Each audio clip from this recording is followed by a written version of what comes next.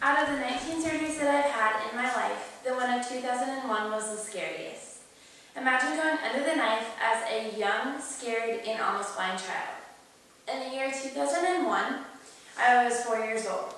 Most kids at that age don't have to undergo such a surgery, and so I was extremely scared.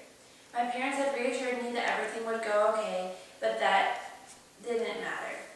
It was my third surgery of my life, but the first that I remember.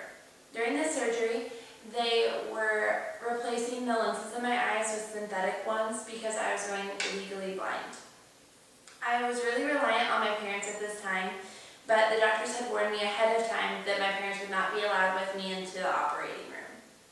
My parents came back to say their goodbyes before I went under surgery, and they said that everything would go okay, and they hugged me and walked out of the room. I started crying once they left, and the nurse that was with me asked me if I was cold, and she gave me a warm blanket and started to play with my hair like my mom did. She told me that she had taken art classes in college and asked if I wanted her to draw me a picture. I told her that I wanted to be a cheerleader when I grew up, and she said she would try to draw a picture of me as a cheerleader. She drew the picture for me, and to this day I still have the picture hanging in my room. She told me that they were going to give me medicine so I could take a quick nap, and I would be up in about an hour. She wheeled me into the operating room, and I wasn't scared anymore because all of the doctors were extremely nice.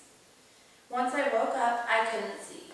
My senses were impaired because they had put eye patches on my eyes so that no bacteria would get into my eyes once I woke up.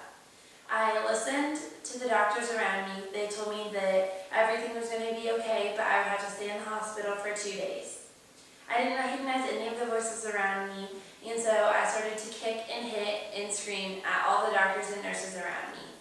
I kicked one of my doctors in the chest, and from then on out, they held me down to the bed until I had calmed down. They told me that my parents wouldn't be allowed back into the room until I had calmed down and some of the medicine had worn off. In 30 minutes or so, my parents came back into the room, and they told me that everything went fine and they were going to stay with me in the hospital that night, and my mom played with my hair just like the nurse had done earlier that day. This surgery taught me that I need to trust the people who are taking care of me around me during surgery because they know what they are doing.